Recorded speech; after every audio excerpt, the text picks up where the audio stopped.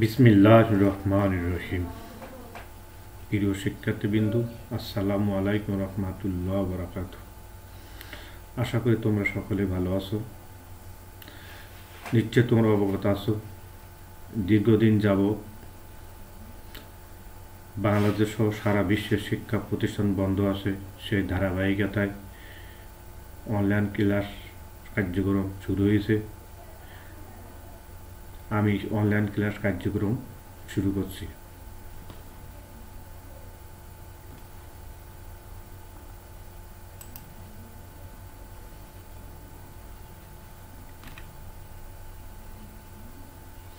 সকলকে শুভেচ্ছা।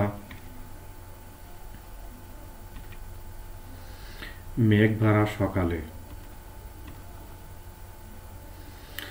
শিক্ষক পরিচিতি, আমার ছবি,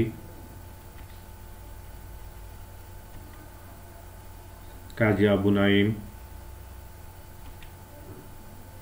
প্রভাষক ব্যবস্থাপনা, DRM United ideal college, Ratanpur, Kaliganj, Satkhira. Mobile number 0172054962। Email number kajiabunaim@gmail.com। প্রিয় শিক্ষার্থীবৃন্দু, আমরা শিক্ষক পরিচিতি সম্পর্কে জানলাম। নেক্সট আমরা জানব পাঠ পরিচিতি। বিষয় ব্যবসা সংগঠন ব্যবস্থাপনা, দ্বিতীয় পত্র, বিষয় 278, 278, শ্রেণী একাদশ, অধ্যায় প্রথম, ব্যবস্থাপনার ধারণা। প্রিয় শিক্ষার্থী, আমরা পাঠ পরিচিতি জানলাম। নতুন শিক্ষা বছরে নতুন ক্লাসে আমরা 1000 শ্রেণীর পাঠ পরিচিতি জানলাম। প্রিয় শিক্ষার্থীবৃন্দু, আমরা এরপরে আমরা যে জিনিসটা জানবো সেটা হচ্ছে আজকের পাঠ। শিক্ষণফল হিসেবে ব্যবস্থাপনা কার্যগুলির ধারণা বলতে পারবে, ব্যবস্থাপনা কার্যগুলি শব্দের অর্থ সম্পর্কে শিখতে পারবে, ব্যবস্থাপনা কার্যগুলির সংজ্ঞা ব্যাখ্যা করতে পারবে, ব্যবস্থাপনা কার্যগুলির সমূহ বর্ণনা করতে পারবে। প্রিয় শিক্ষার্থী, আমরা শিক্ষণ সম্পর্কে জানলাম। আজকের পাঠ যেটা সেটা আমরা জানব।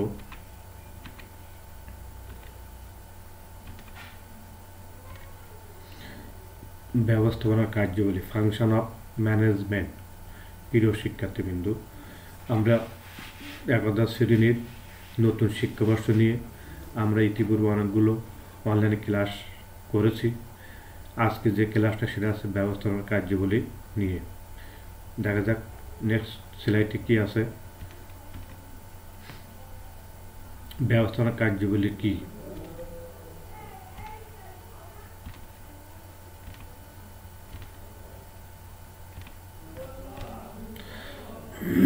প্রিয় শিক্ষার্থীবৃন্দু, ব্যবস্থাপনার কার্যগুলি কি? ব্যবস্থাপনা কর্তৃক প্রাতিষ্ঠানিক লক্ষ্য অর্জনের জন্য সম্পাদিত কাজগুলোকে ব্যবস্থাপনার কার্যগুলি বলে। তাহলে আমরা ব্যবস্থাপনার কার্যগুলি সম্পর্কে জানলাম। ব্যবস্থাপনা কর্তৃক প্রাতিষ্ঠানিক লক্ষ্য অর্জনের জন্য সম্পাদিত কাজগুলোকে ব্যবস্থাপনার কার্যগুলি বলে। যেমন এখানে আমাদের দেয়া আছে পরিকল্পনা, সংগঠন, কর্মী সংস্থান, নির্দেশনা, প্রেরণা, সমন্বয় সাধন ও নিয়ন্ত্রণ। এই যে আমাদের ধারাবাহিকভাবে যে 7টি কাজ, সেই 7টি কাজ হলো ব্যবস্থাপনার কার্যগুলি। তাহলে আমরা ব্যবস্থাপনার কার্যগুলি সম্পর্কে কি জানলাম? ব্যবস্থাপনা কর্তৃক প্রতিষ্ঠানের লক্ষ্য অর্জনের জন্য সম্পাদিত কাজগুলোকে ব্যবস্থাপনা কার্যগুলি বলে।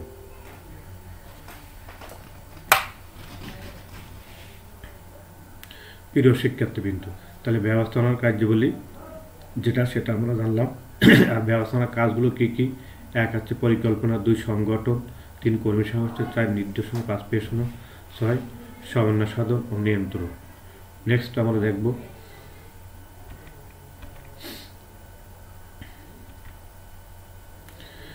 প্রিয় শিক্ষার্থীবৃন্দু, আমরা একটি ছবি দেখতে পাচ্ছি। এই ছবিটা আছে লোথার গালেকের ছবি। ইনি একজন ব্যবস্থাপনা বিষয়ক ব্যক্তি। তিনি ব্যবস্থাপনার কাজগুলিকে ভিন্নভাবে ব্যাখ্যা প্রদান করেছে। তো দেখা যাক ওনার ভিন্নভাবে ব্যবস্থাপনার কাজগুলো কি। ব্যবস্থাপনার কাজ, ফাংশন অফ ম্যানেজমেন্ট। লোথার গালেকির যে ব্যবস্থাপনার কাজগুলি সেগুলো হচ্ছে পোস্ট ডি কোরব দ্বারা প্রকাশ করেছেন, যার অর্থ হচ্ছে এক, পিতে প্ল্যানিং অর্থাৎ পরিকল্পনা, ওতে অর্গানাইজিং অর্থাৎ সংগঠন, এসটে স্টাফিং অর্থাৎ কর্মী সংস্থান, ডিতে ডিরেক্টিং অর্থাৎ নির্দেশনা, সিওয়ার কোঅর্ডিনেটিং অর্থাৎ সমন্বয় সাধন, আরতে রিপোর্টিং অর্থাৎ প্রতিবেদন প্রণয়ন, আর বিতে বাজেটিং অর্থাৎ বাজেট প্রণয়ন। লোথার গালেক ইনি ব্যবস্থাপনা কার্যগুলিকে কয়েকটি ভাগে ভাগ করে তার ব্যাখ্যা প্রদান করেছেন। আর যেটি পোস্ট ডি কোরব, পিতে প্ল্যানিং, ওতে অর্গানাইজিং, এসটে স্টাফিং, ডিতে ডিরেক্টিং, সিওর কোঅর্ডিনেটিং, আরতে রিপোর্ট, বিতে বাজেটিং। প্রিয় শিক্ষার্থী, তাহলে আমরা ব্যবস্থাপনা কার্যগুলি সম্পর্কে জানতে পারলাম। নেক্সট আমরা জানব ব্যবস্থাপনা কার্যগুলি, ফাংশন অফ ম্যানেজমেন্ট। ব্যবস্থাপনা বিশেষজ্ঞের মতে উপরোক্ত ভিত্তি করে ব্যবস্থাপনা কার্যগুলিকে দুইটি ভাগে ভাগ করেছেন, যা মৌলিক কার্যগুলি এবং গৌণ কার্যগুলি। তাহলে ব্যবস্থাপনা কার্যগুলি, ফাংশন ম্যানেজমেন্ট কি হচ্ছে বোঝাচ্ছে যে ব্যবস্থাপনা বিশেষজ্ঞের মতামতের উপর ভিত্তি করে ব্যবস্থাপনা কাজকে দুটি ভাগে ভাগ করেছে, যথা মৌলিক কার্যগুলি এক, দুই গৌণ কার্যগুলি। তাহলে এক আছে মৌলিক কার্যগুলি, দুই গৌণ কার্যগুলি। নেক্সট আমরা জানব মৌলিক কার্যগুলি, ফান্ডামেন্টাল ফাংশন অফ ম্যানেজমেন্ট। প্রিয় শিক্ষার্থী, আমরা চার্টে দেখতে পাচ্ছি মৌলিক কার্যগুলি কি আছে। প্রথম আছে পরিকল্পনা, তারপর আছে সংগঠন, তারপর আছে কর্মী সংস্থান, নির্দেশনা, প্রেরণা, সমন্বয় সাধন, নিয়ন্ত্রণ। এইগুলো আছে ব্যবস্থাপনা মৌলিক কার্যগুলি। প্রিয় শিক্ষার্থীবৃন্দ, আমরা পরবর্তী স্লাইডে দেখব এক, প্ল্যানিং। আমরা একটি ছবি দেখতে পাচ্ছি। এই ছবিটি বিভিন্ন বিভাগে বিভিন্ন ব্যক্তিবর্গ কাজ করছে, আর এটি পরিকল্পনা বলা হয়। পরিকল্পনা অনুযায়ী কাজ কীভাবে হচ্ছে তা এই ছকের মাধ্যমে আমরা দেখতে পাচ্ছি। প্রিয় শিক্ষার্থী, এখানে একজন ব্যক্তি দাঁড়িয়ে আছে, এখানে একজন ব্যক্তি দাঁড়িয়ে আছে, এখানে একজন ব্যক্তি দাঁড়িয়ে আছে, এখানে একজন ব্যক্তি, মানে প্রত্যেকটা বিভাগে প্রত্যেকটা ব্যক্তি কাজ করতেছে। এই কাজগুলো করার যে চিন্তা ভাবনা সেইগুলো পরিকল্পনা আওতায় বলা হচ্ছে। তা আমরা পরিকল্পনা জানি, পরিকল্পনা হচ্ছে এমন একটি ব্যবস্থা কোনো উদ্দেশ্য অর্জনের জন্য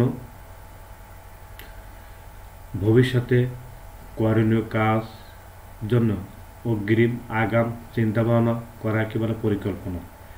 তাহলে আমরা কোনো উদ্দেশ্য অর্জন করব, সেই উদ্দেশ্য অর্জনের জন্য সেইটা আমরা চিন্তা ভাবনা করব। চিন্তা না করে কী কাজ করতে হবে, কখন করতে হবে, কত সময় করতে হবে, কে করবে, কার দ্বারা করানো হবে ইত্যাদি সার্বিকভাবে যে চিন্তাভাবনা করা হয় ভবিষ্যতের জন্য বা আগাম বা অগ্রিম, এই সেগুলো সমন্বিত রূপ হচ্ছে পরিকল্পনা। তাহলে আমরা পরিকল্পনা জানতে পারলাম কি, পরিকল্পনা হচ্ছে অগ্রিম চিন্তাভাবনা করে বা ভবিষ্যৎ করণীয় কাজ, যে নকশা, যে চিত্র, যে চিন্তাভাবনা আগে ভাগে চিন্তা করে নির্ধারণ করা, সেইটা হচ্ছে পরিকল্পনা। প্রিয় শিক্ষার্থীবৃন্দ, আমরা পরিকল্পনা সম্বন্ধে জানতে পারলাম। সেই অনুযায়ী কী কাজ করতে হবে সেই অনুযায়ী আমাদের এখানে প্রত্যেকটা বিভাগ ভাগ করা আছে। কে কী করবে, কোন বিভাগে কে কাজ করবে, কি করবে, কত সময় করবে, কেন করবে, এই উদ্দেশ্য আলোকে প্রত্যেকটা ব্যক্তি তার নিজের দায়িত্ব থেকে কাজ করতেছে। আর এই কাজগুলো করার জন্য ভবিষ্যৎ চিন্তাভাবনা করে রাখা হয়েছে, সেই অনুযায়ী কাজ করবে। আর এইটা হচ্ছে পরিকল্পনা। আশা করি প্রিয় শিক্ষিত আমরা পরিকল্পনা সম্পর্কে জানতে পেরেছি। নেক্সট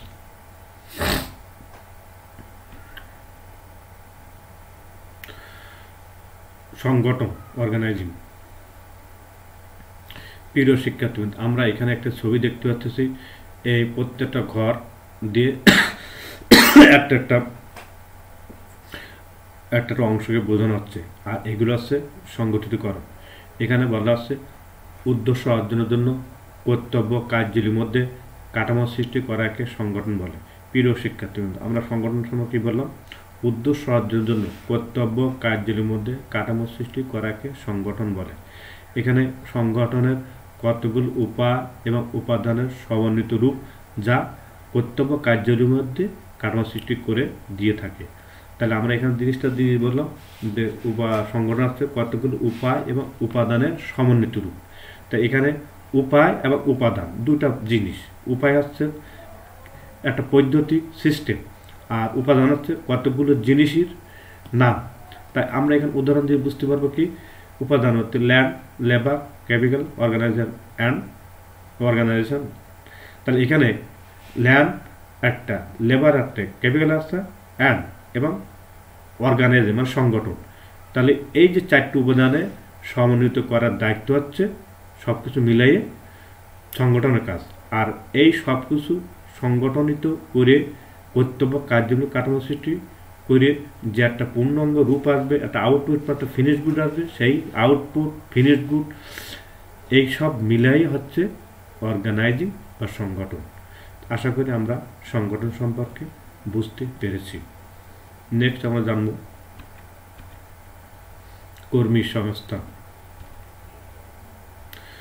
প্রিয় শিক্ষার্থী, আমরা এখানে অনেকগুলো ব্যক্তি দেখতে পাচ্ছি। এনারা কর্মী সংস্থান হিসাবে আগমন করেছে প্রতিষ্ঠানে কর্মক্ষেত্রে কর্মরত কাজ করার জন্য।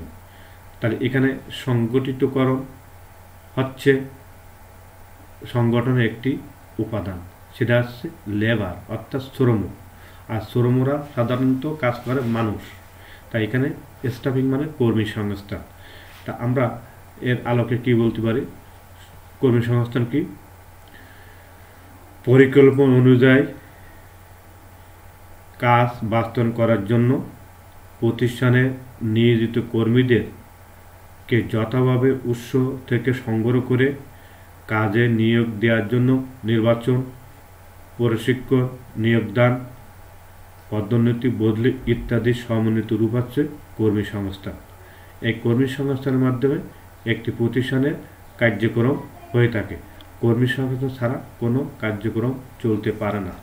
তাই আমরা বলতে পারি কর্মী সংস্থান একটি প্রতিষ্ঠানের প্রাণস্বরূপ। কর্মী না থাকলে কার্যক্রম কোনো মতে চলতে পারে না। আর ব্যবস্থাপনা প্রক্রিয়া কর্মী সংস্থানের একটি অন্যতম কাজ, জানালে কোনো কার্যক্রম হতে পারে না।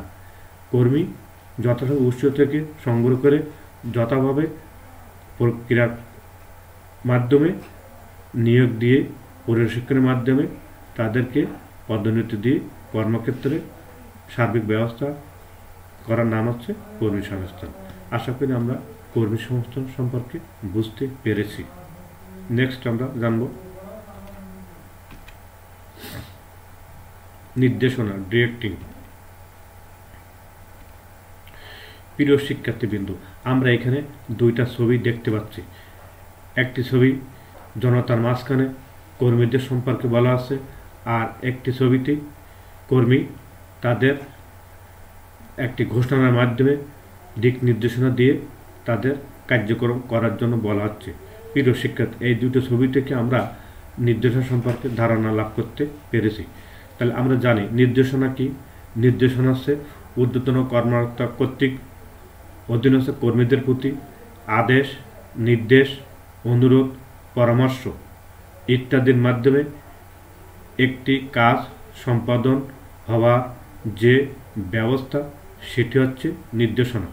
প্রিয় শিক্ষার্থী, নির্দেশনা হলো প্রশাসনের হৃৎপিণ্ড। মার্শাল ডিমো নির্দেশনাকে প্রশাসনের হৃৎপিণ্ড বলে আখ্যায়িত করেছেন। কেননা সকল উপাদান আছে, কর্মী বাহিনীদের ছোট্ট একটা নির্দেশনা দেওয়ার কারণে কাজ হবে, আর না দেওয়ার কারণে কাজ হবে না। তাই নির্দেশনা প্রশাসনের হৃৎপিণ্ড বলা হয়। প্রিয় শিক্ষার্থী, আমরা নির্দেশনা সম্পর্কে যে ধারণাটা লাভ করেছি সেটি আমরা আবারও বোঝার চেষ্টা করি। ঊর্ধ্বতন কর্মকর্তা, এই ব্যক্তি একজন ঊর্ধ্বতন কর্মকর্তা, তিনি তার ঊর্ধ্বতন কর্মীদেরকে কাজের নির্দেশ দেওয়ার সম্পর্কে বলতেছেন। এক্ষেত্রে এখানেও একজন ঊর্ধ্বতন কর্মকর্তা তার ঊর্ধ্বতন কর্মীদের একটি ঘোষণা দিয়ে অ্যানাউন্স করে জানিয়ে দিচ্ছে। প্রিয় শিক্ষার্থীবৃন্দ, তাহলে নির্দেশনা প্রক্রিয়া আমরা কি বুঝতেছি? নির্দেশনা ঊর্ধ্বতন কর্মকর্তা কর্তৃক অধীন কর্মীদের প্রতি আদেশ, নির্দেশ, অনুরোধ, পরামর্শ ইত্যাদির মাধ্যমে একটি কাজ সংগঠিত হবে, নাম হচ্ছে নির্দেশনা।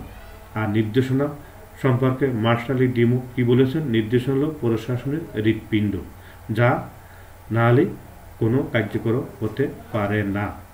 আশা করি আমরা নির্দেশ সম্পর্কে জানতে পেরেছি। নেক্সট আমরা জানব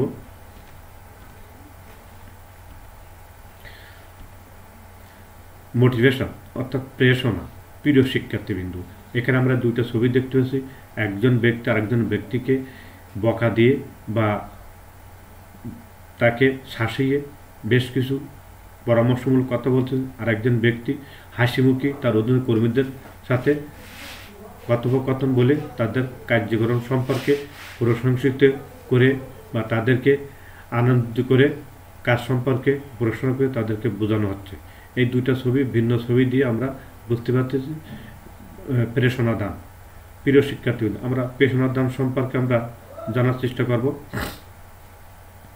প্রতিষ্ঠানে নিজের কর্মীদেরকে যে প্রক্রিয়ার মাধ্যমে কাজে উৎসাহিতকরণ করা, কাজে মান বৃদ্ধি করার জন্য যে সকল উপাদান বা যে সকল প্রক্রিয়া অবলম্বন করা, সেটিকে বলে প্রেরণা। তাহলে প্রতিষ্ঠানে নিজের কর্মীদের থেকে অধিক কাজ আদায় করার জন্য ঊর্ধ্বতন কর্মকর্তা কর্তৃক অধীনস্থ কর্মীদের যে ব্যবস্থা গ্রহণ করা, সেটি হচ্ছে প্রেরণা। আমাদের মূল লক্ষ্য হচ্ছে কি? কর্মীদের থেকে বেশি পরিমাণ কাজ আদায় করা। আর এই কাজ আদায় করার জন্য কর্মীদের সাথে দুই ধরনের প্রেরণা দান করা হয়ে থাকে। একটি হচ্ছে আর্থিক প্রেরণা, অর্থাৎ অনার্থিক প্রেরণা। আর আর্থিক প্রেরণাকে দুইভাবে ভাগ করা যায়। একটা হচ্ছে অর্থের মাধ্যমে, আরটা হচ্ছে অর্থ ছাড়া। প্রিয় শিক্ষার্থীবৃন্দ, আমরা এখানে আর্থিক প্রেরণার কথা বলা হচ্ছে। আর্থিক প্রেরণা হচ্ছে অর্থ দিয়ে তাকে কাজে উদ্বুদ্ধ করা, আর অনার্থিক প্রেরণা হচ্ছে কাজ আছে তাকে অর্থ না দিয়ে। তো এখানে অর্থ না দিয়ে এখানে দুইটি ভাগে বলা হচ্ছে। একটা হচ্ছে কাজ করতে চাচ্ছেন, তাকে ভয়ভীত ধমক দিয়ে কাজে বোঝানো হচ্ছে। যেমন এই ব্যক্তিকে কাজ সম্পর্কে ভয় দেখিয়ে তাকে বকাঝকা দিয়ে কাজ আদায় করাচ্ছে, তাই এটা হচ্ছে অনার্থিক প্রেরণা। আর এখানে দেখা যাচ্ছে ঊর্ধ্বতন কর্মকর্তা অধীন কর্মীদের কাজে প্রশংসা করে ভালো মন্দের দিক তাদেরকে বুঝাইয়ে এবং আরও কাজ বেশি করে করা যায় তাদেরকে আরও অনুপ্রাণিত করা, তার জন্য কি কাজের প্রশংসা, কাজের স্বীকৃতি, কাজের পুরস্কার স্বরূপ যে ব্যবস্থা, সেটা হচ্ছে অনার্থিক প্রেরণার ইতিবাচক রূপ। প্রিয় শিক্ষার্থীবৃন্দ, আশা করি আমরা প্রেরণা সম্পর্কে যে বিষয়টা জানলাম তা বুঝতে পেরেছি। আমি আবার তোমাদের বলতেছি, ঊর্ধ্বতন কর্মকর্তা কর্তৃক অধীনস্থ কর্মীদের নিকট থেকে অধিক পরিমাণে কাজ আদায় করার জন্য উৎসাহব্যঞ্জক যে সকল প্রক্রিয়া অবলম্বন করা হয় তাকে প্রেরণা বলা। এখানে উৎসাহব্যঞ্জক বলতে কর্মীদের অভাব, অভিযোগ, দুঃখ, দারিদ্র্য যথাভাবে ঊর্ধ্বতন কর্মকর্তাকে মূল্যায়ন করতে হবে। মূল্যায়ন করে যে সমস্যা, সেই সমস্যা অনুযায়ী তাদেরকে সমাধান দিয়ে কাজের প্রতি আগ্রহ সৃষ্টি করার যে ব্যবস্থা, সেটি হচ্ছে প্রেরণা দানের উপায় বা প্রেরণা দানের ব্যবস্থা। প্রিয় শিক্ষার্থীবৃন্দ, আশা করি আমরা প্রেরণা দান সম্পর্কে জানতে পেরেছি। নেক্সট আমরা জানার চেষ্টা করব সমন্বয় সাধন।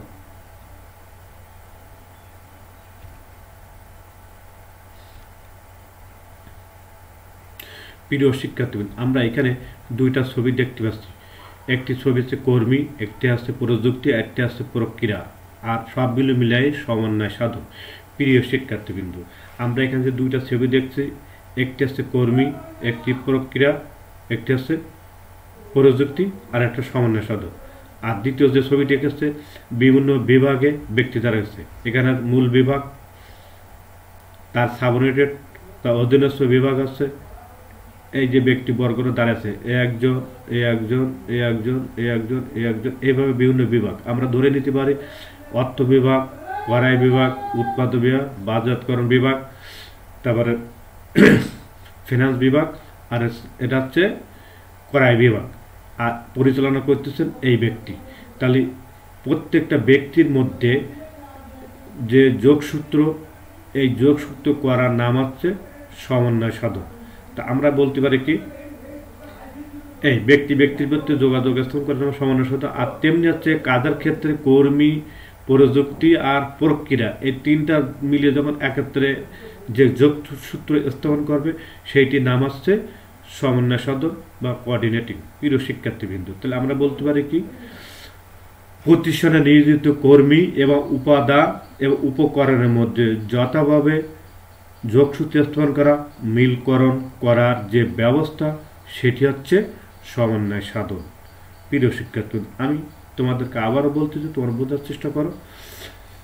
প্রতিষ্ঠানে নিয়োজিত কর্মী বা কর্মকর্তার মধ্যে কাজ আদায় করার জন্য প্রক্রিয়া প্রযুক্তি কর্মীর মধ্যে যে ঐক্য সৃষ্টি করা, যে মিলকরণ করা, যে ব্যবস্থার ভিতর দিয়ে কাজের গতি শ্রীবৃদ্ধি আনয়ন করার যে যোগসূত্র স্থাপন করা হয় সেটি হচ্ছে সমন্বয় সাধন।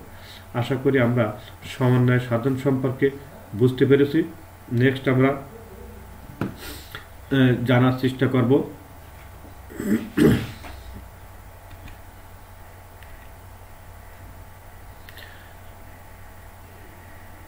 নিয়ন্ত্রণ, কন্ট্রোলিং। প্রিয় শিক্ষার্থীবৃন্দ, আমরা একজন ব্যক্তিকে দেখছি, তিনি দুই হাতে দুটো জিনিসকে নিয়ে তিনি কন্ট্রোলিং বা নিয়ন্ত্রণ করতেছে। এইখানে দেখা যাচ্ছে এই হাতে আছে তিনজন ব্যক্তি একটি ঝুলিটি, আর এই হাতে আছে দুইজন ব্যক্তি একটি ঝুলিটি। তাহলে এইখানে নিয়ন্ত্রণ করার বিষয় হচ্ছে কি, নিয়ন্ত্রণটা এমন একটি ব্যবস্থা বোঝানো হচ্ছে, এইখানে ব্যক্তিরা সাধারণত চিকন ছোট, আর এইখানের ব্যক্তিরা সাধারণত তাদের তুলনায় মোটা। এখানে আছে তিনজন আর এখানে আছে দুইজন। এই ক্ষেত্রে দেখা যাচ্ছে কন্ট্রোলিং বা নিয়ন্ত্রণ করা সম্ভব হচ্ছে না।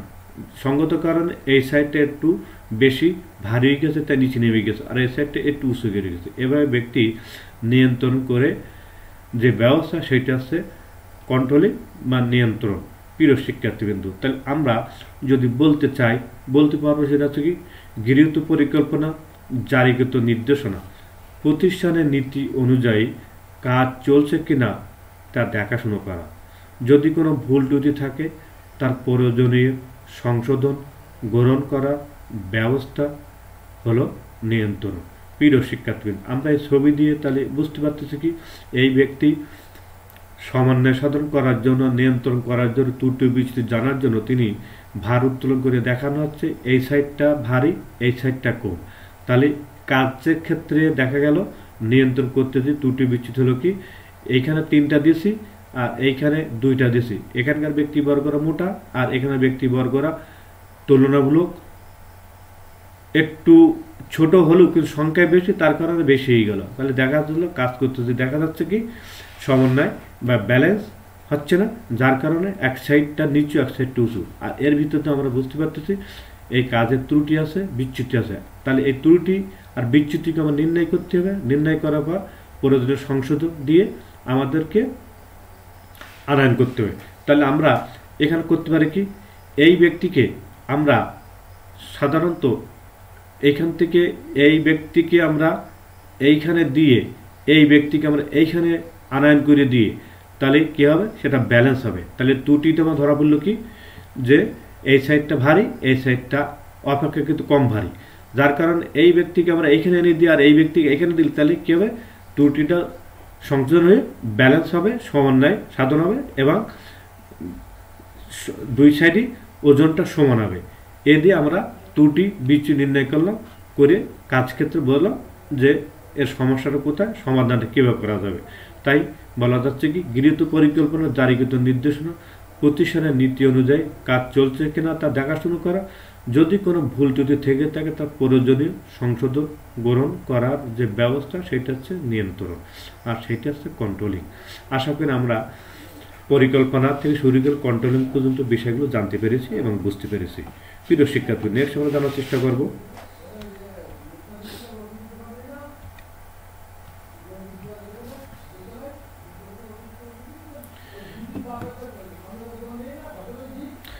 ব্যবস্থাপনার গৌণ কার্যাবলী, সেকেন্ডারি ফাংশন অফ ম্যানেজমেন্ট। প্রিয় শিক্ষার্থীবৃন্দু, ব্যবস্থাপনা গৌণ কার্যাবলীর মধ্যে আছে নতুনত্ব উদ্ভাবন, উপস্থাপন, যোগাযোগ, প্রতিবেদন প্রণয়ন, বাজেট প্রণয়ন।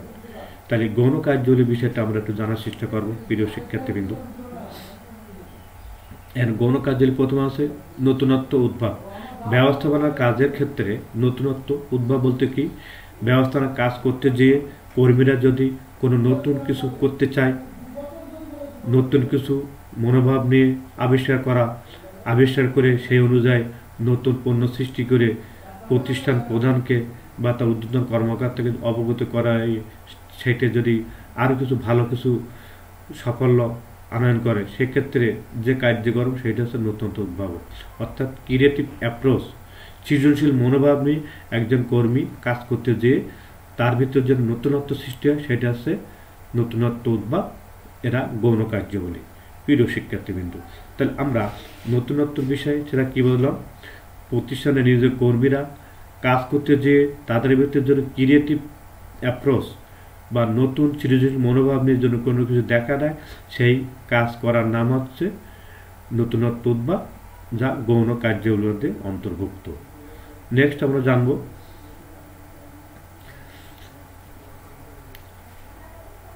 উপস্থাপনা। প্রিয় শিক্ষার্থীবৃন্দু, ব্যবস্থাপনা কর্তৃক বহির্বিশ্বে বা বাইরে বিভিন্ন পক্ষের মধ্যে যে সকল যোগাযোগ রক্ষা করা, যে সকল বিষয় উপস্থাপন করা, সেইটা হচ্ছে উপস্থাপনা। এটা ব্যবস্থাপনা কর্তৃপক্ষ তাদের অধীনস্থ কর্মকর্তা কর্মীরা বিভিন্ন পক্ষের সাথে যোগাযোগ রক্ষা করে, সেইটা হচ্ছে উপস্থাপনা। যেমন সরকার, সহযোগী প্রতিষ্ঠান, তারপরে বণিক সমিতি, বিভিন্ন অর্থ সংগঠন প্রতিষ্ঠানের সাথে এইভাবে যেসব বিষয় প্রতিনিয়ত তাদের সাথে উপস্থাপন করা যে ব্যবস্থা, সেটা হচ্ছে ব্যবস্থাপনা গৌণ কার্যাবলী। প্রিয় শিক্ষার্থীবৃন্দ, আমরা ব্যবস্থাপনা গৌণ কার্যাবলী সম্পর্কে জানতে পারলাম। এরপরে আসছে কি যোগাযোগ ব্যবস্থাপনা একটু অন্যতম গৌণ কার্যাবলী। কেননা যোগাযোগবিহীন কোনো কার্যক্রম চলতে পারে না। যোগাযোগের মাধ্যমে প্রতিষ্ঠানের সকল কার্যক্রম পরিচালিত, নিয়ন্ত্রণ হয়ে থাকে। যোগাযোগ বলতে গিয়ে দুই বা ততোধিক পক্ষের মধ্যে তথ্য ভাব আদান প্রদান করার যে ব্যবস্থা, সেইটা হচ্ছে যোগাযোগ সাধারণত দ্বিমুখী হয়ে থাকে। একটা হচ্ছে আভ্যন্তরীণ, একটা হচ্ছে বাহ্যিক। আভ্যন্তরীণ বলতে প্রতিষ্ঠানের বিভিন্ন ব্যক্তির মধ্যে যোগাযোগ, আর বাহ্যিক যোগাযোগ বলতে কি বহির্বিশ্বের সাথে বিভিন্ন যোগাযোগের বিভিন্ন মাধ্যম আছে।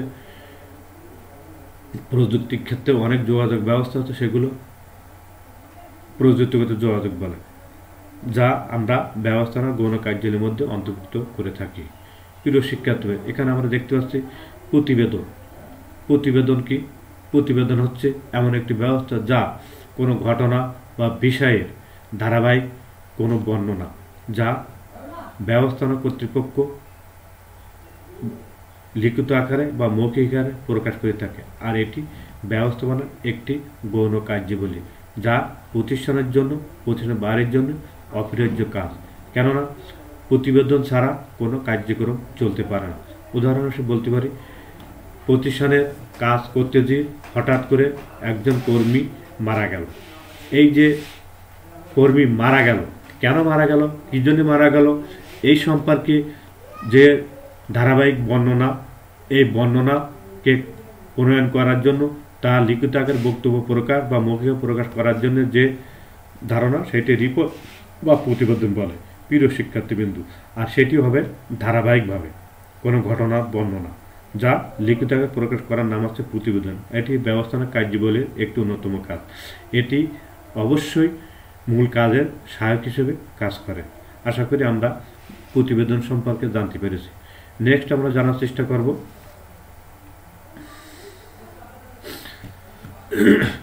ব্যবস্থাপনার সর্বশেষ গৌণ কাজ হচ্ছে বাজেট প্রণয়ন। প্রিয় শিক্ষার্থীবৃন্দু, আমরা যে যাই করি না কেন, বাজেটের বাইরে কোনো কাজ করতে পারি না। বাজেটটা কি সেটা আমাদের জানার দরকার। বাজেট হচ্ছে আয় এবং ব্যয় নিয়ন্ত্রণের আঙ্কিক প্রকাশকে বাজেট বলে। প্রিয় শিক্ষার্থীবৃন্দু, তাহলে আমরা বাজেটটা কি জানলাম? বাজেট হচ্ছে আয় ব্যয়ের যে সংখ্যাত্মক প্রকাশ, সেইটি হচ্ছে বাজেট। প্রিয় শিক্ষার্থীবৃন্দু, আমি প্রথমে তোমাদের সাথে যেটা বলছিলাম পরিকল্পনা প্রণয়ন, এই পরিকল্পনা প্রণয়ন কোনো উদ্দেশ্য অর্জনের জন্য আমাদের অবশ্যই পরিকল্পনা প্রণয়ন করতে হবে। আর পরিকল্পনা প্রণয়ন করার কালেই আমাদের বাজেট নির্ধারণ করতে হবে। কী বাজেট নির্ধারণ করতে হবে? এই উদ্দেশ্য অর্জন করতে যে পরিকল্পনা লাগবে, পরিকল্পনার আলোকে আমাদের বাজেট করতে হবে যে এই উদ্দেশ্য অর্জন করতে গেলে কী পরিমাণ টাকা আমাদের লাগবে, আর এই টাকার আয় বা উৎস কোথার থেকে হবে। তা এই বাজেট এসে আমাদেরকে ধরা পড়বে যে আয় ব্যয় কোথায় আসবে বা খরচ হবে কোথার থেকে, খরচের ব্যয় কোথার থেকে আসবে। তো এই আয় ব্যয় নির্ণয় করার যে ব্যবস্থা সেটা হচ্ছে বাজেট প্রণয়ন। তাহলে আমরা বলতে পারি কি, বাজেট হচ্ছে এমন একটি ব্যবস্থা যা আয় এবং ব্যয়ের সংখ্যাত্মক প্রকাশ করার নাম হচ্ছে বাজেট, আর এটি সংখ্যাত্মক প্রকাশের মাধ্যমে প্রকাশ করায়। তাহলে আমরা দুইটি কোনো ঘটনা বা দুইটি কোনো বিষয় বা কোনো উদ্দেশ্য অর্জনের জন্য যদি কোনো বিষয় আঙ্কিক বা সংখ্যায় প্রকাশ করার মাধ্যমে প্রতিবেদন আকারে বলি, সেইটি হবে বাজেট। উদাহরণ হিসেবে বলতে পারি, প্রতি বছর সরকার কর্তৃক অর্থ বছরের বাজেট ঘোষণা করা হয়। তোমরা নিশ্চয় অবগত আছো, প্রতি বছর দেখবা আর্থিক বছর জুন জুলাইকে ধরায়, এই জুন মাসে কে হিসেব করে ধরায় 21-20-21 অর্থ বছর, আবার পরবর্তী হবে 21-22 অর্থ বছর। এইভাবে একটি দেশের কার্যক্রম পরিচালনা নিয়ন্ত্রণ করার জন্য আঙ্কিক প্রকাশ করা হয় বাজেট, যে এত টাকা বাজেট ঘোষণা করা হলো এবং সেই অনুযায়ী অর্থ আয় করা হবে। এই যে প্রকাশের নাম আছে বাজেট প্রণয়ন। আশা করি আমরা বাজেট সম্পর্কে জানতে পারছি প্রিয় শিক্ষার্থীবৃন্দ। তাহলে আমরা গৌণ কাজের ভিতরে আমরা প্রথমে জানলাম এর নতুনত্ব, তারপরে জানলাম নতুনত্ব উদ্ভব, তারপরে উপস্থাপনা, তারপরে যোগাযোগ, তারপরে প্রতিবেদন প্রণয়ন, তারপরে আছে বাজেট প্রণয়ন। এগুলো হচ্ছে আমাদের মূল ব্যবস্থাপনা কার্যাবলীর গৌণ কাজ। আশা করি আমরা ব্যবস্থাপনা মৌলিক কাজ এবং গৌণ কাজ সম্পর্কে ধারণা লাভ করতে পেরেছি। নেক্সট আমরা জানার চেষ্টা করব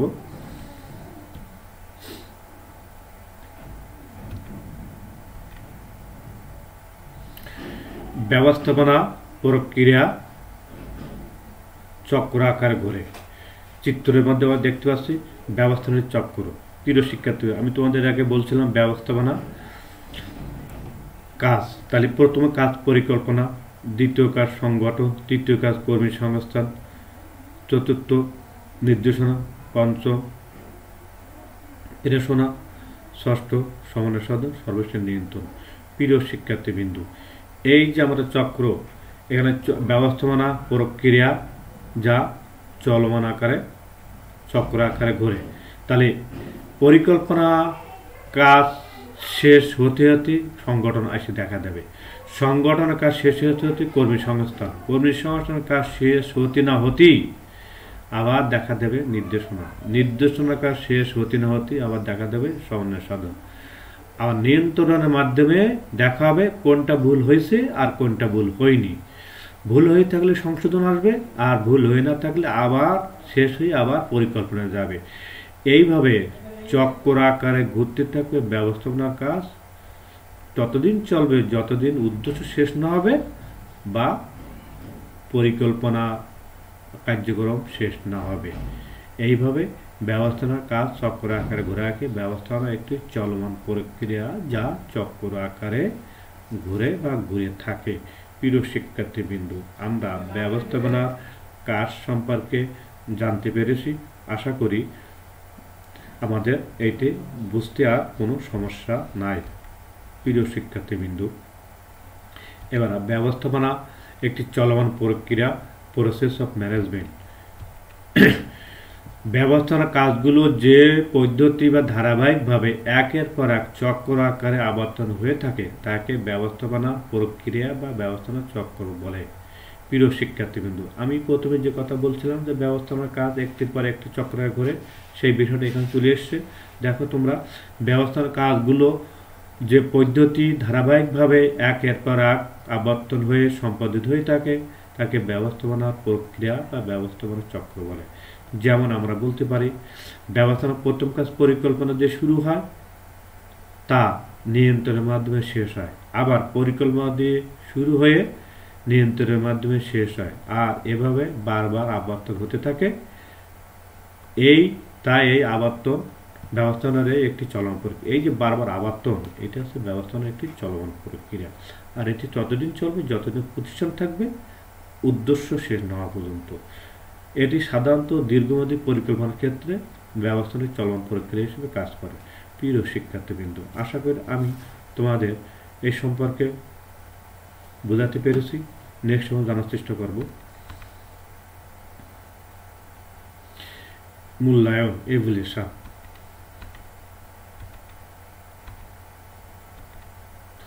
প্রিয় শিক্ষার্থীবৃন্দ, ব্যবস্থাপনা কি একটি চলমান প্রক্রিয়া? ব্যাখ্যা করো। 1 নম্বর প্রশ্ন। 2 নম্বর প্রশ্ন, কর্মী সংস্থান প্রক্রিয়া গুরুত্বপূর্ণ কেন? প্রিয় শিক্ষার্থীবৃন্দ, এখানে দুটো প্রশ্ন আমরা যেটুকু শিখলাম তার থেকে আমরা বোঝার চেষ্টা করব যে ব্যবস্থাপনা একটি চলমান প্রক্রিয়া। আমরা তাদের ব্যাখ্যায় বলবো কি, হ্যাঁ, ব্যবস্থাপনা একটি চলমান প্রক্রিয়া। কেননা কোনো উদ্দেশ্য অর্জনের পরিকল্পনা শুরু হয় আর নিয়ন্ত্রণের মাধ্যমে শেষ হয়। নিয়ন্ত্রণের যে দেখা যায় কোনো সমস্যা ঘটেছে কিনা, যদি ঘটে থাকে সংশোধন হবে, আর যদি না ঘটে থাকে তা আবার পুনরায় পরিকল্পনার মাধ্যমে শুরু হবে। এইভাবে ব্যবস্থাপনার কাজ এটি চলতে থাকে, তাই বলা হয় ব্যবস্থাপনা একটি চলমান প্রক্রিয়া। হ্যাঁ, ব্যবস্থাপনা একটি চলমান প্রক্রিয়া। পরিকল্পনার মধ্যে শুরু হয়ে আবার নিয়ন্ত্রণের মধ্যে শেষ হয়, আবার পুনরায় পরিকল্পনা দিয়ে শুরু হয়, আর এভাবে ততদিন চলবে যতদিন প্রতিষ্ঠান থাকবে বা উদ্দেশ্য সাধিত না হওয়া পর্যন্ত। আর এটি সাধারণত একটি দীর্ঘমেয়াদী পরিকল্পনার ক্ষেত্রে করা হয়ে থাকে। আশা করি উত্তরটা তোমরা বুঝেছো বা বুঝতে পেরেছো। এরপর আসতেছে কর্মী সংস্থান ব্যবস্থাপনা একটি গুরুত্বপূর্ণ কেন? হ্যাঁ, প্রিয় শিক্ষার্থী, কর্মী সংস্থান ব্যবস্থা একটি গুরুত্বপূর্ণ। কেননা প্রতিষ্ঠানের কাজ কে করবে, কারা করবে, কেন করবে, কিভাবে করবে ইত্যাদি নির্ভর করে একটি যোগ্য উৎস থেকে কর্মী নির্বাচন, সংগ্রহ, নির্বাচন, নিয়োগ, প্রশিক্ষণ, বদলি ইত্যাদির মাধ্যমে। কর্মী সংস্থান যথাযোগ্য উৎস থেকে যদি কর্মী সংস্থান না করা হয় তাহলে প্রতিষ্ঠানের কাজ স্থগিত হয়ে যায়, থেমে যায়। তাই কর্মী সংস্থান ব্যবস্থাপনা প্রক্রিয়া একটি গুরুত্বপূর্ণ। কেননা সকল কাজ করবে কর্মীরা, ঊর্ধ্বতন কর্মকর্তারা নির্দেশ দিয়ে কাজ ছেড়ে দেবে, আর কাজ বাস্তবায়ন করবে কর্মীরা। তা যথাযথ উৎস থেকে কর্মী নির্বাচন না করা হলে তাহলে ওই কাজ কর্মীরা করতে পারবে না। যার যে কাজ তার সেই কাজে যদি নিয়োগ না দেওয়া হয় বা তাকে সেই কাজে যদি উপযুক্ত করে না দেওয়া হয় তাহলে সে কখনো কাজ করতে পারবে না। তাই বলা যায় রাজমিস্ত্রির কাজ তোমার করতে পারে না সাইকেল মিস্ত্রি বা ড্রাইভার ইত্যাদি। যে যে কাজ করতে পারে তাকে সেই কাজ করতে দেবে। ড্রাইভার গাড়ি চালাতে পারে, তার ক্ষেত্রে ইটির কাজ দেওয়া সে কাজ করতে পারে না, তেমনি রাজমিস্ত্রি যদি ড্রাইভার কাজ দেয় তাহলে সে কাজ করতে পারবে না। তাই বলা আছে কর্মী সংস্থান ব্যবস্থা একটু গুরুত্বপূর্ণ। নেক্সট আমরা জানার চেষ্টা করব